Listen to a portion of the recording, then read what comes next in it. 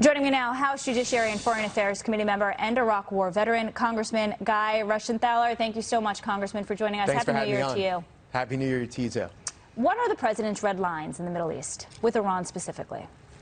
Well, I think the big takeaway is that if the president sets a red line, such as do not attack U.S. bases or joint U.S.-Iraqi bases, there will be consequences. When Obama made red lines, they were ignored. And part of the reason we're in this situation now is because under the Obama administration, Iran was able to grow its influence around the region. You got to remember, Iran is not only interfering in Iraq, they're also responsible for the unrest in Yemen. They fund Hezbollah in Lebanon, Hamas in the Gaza Strip. So all over, in Syria, we got to remember Syria. So they've created a lot of unrest in the region. And finally, we have a president and administration that's holding Iran accountable and putting on applied maximum pressure on that regime. Do you think, Congressman, that Iran sees the president as being weak with respect to some of his decisions, such as pulling troops out of Syria, such as canceling the attack when their drone hit a certain part of the Middle East? Do you think they see weakness or a reluctance to escalate a conflict in an election year particularly? No, I see just the opposite. Iran is acting out in part because this administration has been so tough on the sanctions. Right now in Iran, they do not have as much money as they did under the Obama administration, so they can't fund a lot of their operations around the region. That's why you see them acting out, blocking the Strait of Hormuz, shooting down drones, taking British oil tankers, for example. They're trying to artificially increase the cost of petroleum, which is going to bring in more revenue. What's unfortunate for them is that we in the United States are not we're not reliant upon their oil reserves because we have natural gas here in the United States. We're now an energy producer. Also, they have a president that's going to stand by his word. And when one of our embassies is under siege, the cavalry is coming. This is not the Obama administration anymore.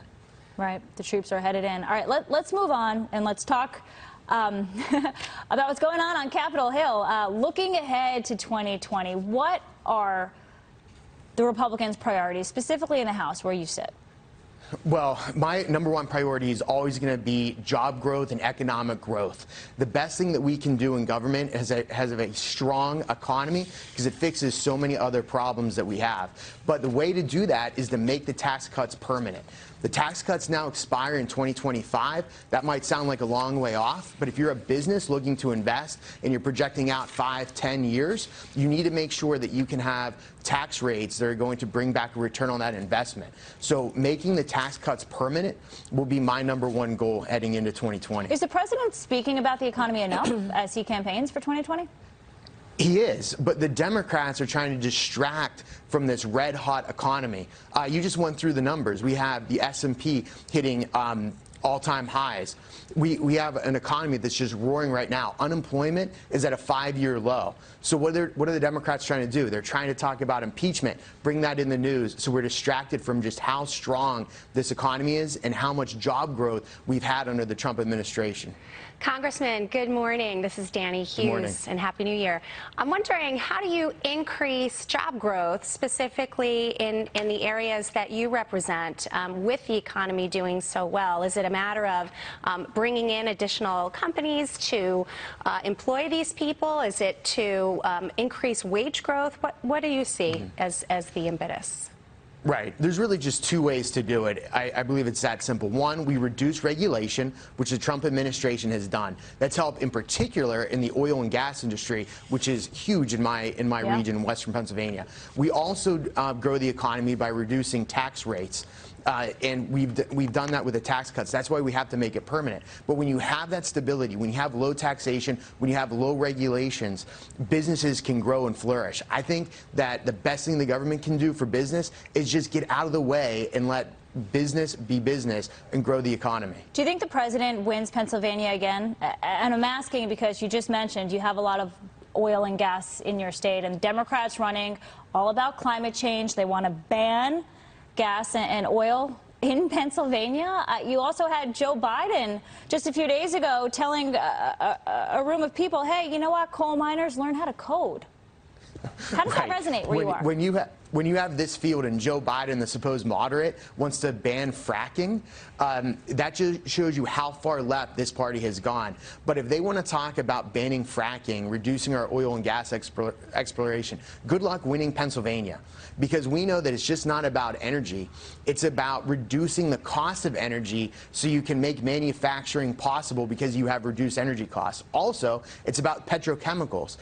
Oil and gas is about energy, but it's also about those petrochemicals that are used to produce everything from the jacket that you buy to the smartphone in your pocket. So if we have cheap and abundant petrochemicals, reduced costs of energy, then manufacturing can grow as well. And don't forget that because we have natural gas production in places like Texas, Pennsylvania, the Dakotas, we're now able to export energy, and we're able to keep Russia at bay. We're able to put maximum of pressure on Iran like we're seeing, and we're exposing a lot of flaws in petrochemical states like Russia and Venezuela. So it's about jobs, it's about the economy, and it's about having a strong American presence abroad. We haven't spoken about impeachment yet, and as this Senate impeachment trial looms, the president's personal attorney, Rudy Giuliani, telling reporters at Mar-a-Lago on Tuesday that he would be willing to testify. Watch. Would you testify in the trial?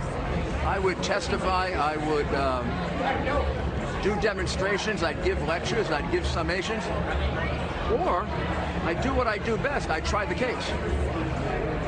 I'd love to try the case. All right, that's in contrast to former Vice President Joe Biden, who said he is, quote, not going to pretend that there is any legal basis to comply with GOP subpoenas. Congressman, your thoughts? Well, you know, good luck to Joe Biden if he thinks he's going to get away from not answering a congressional subpoena. Really, good luck with that. But the Senate has control of impeachment. It's not up to people like Nancy Pelosi in the House or potential witnesses like Joe and Hunter Biden. It's up to Mitch McConnell what's going to transpire in the Senate. And I think that if we were really going to explore this, we would call witnesses like Joe Biden and Hunter Biden, see why he was getting paid $50,000 a month, not a year, $50,000 a month, when he had zero experience in Ukraine, zero experience in oil and gas. And let's also call Adam Schiff and his staff and see what they were talking to with a whistleblower. And let's also call whistleblower. I tried to subpoena the whistleblower. I was denied. But let's bring all those folks out and get to the bottom of this. 10 seconds, Congressman. Do you see any Republican defections in the Senate? No, not at all. In fact, I see Democrats voting with Republicans to acquit this president, and I see our party growing stronger, and I see President Trump moving up in the polls in swing states. All right, Congressman Guy Reschenthaler, thanks for the time. Happy New Year.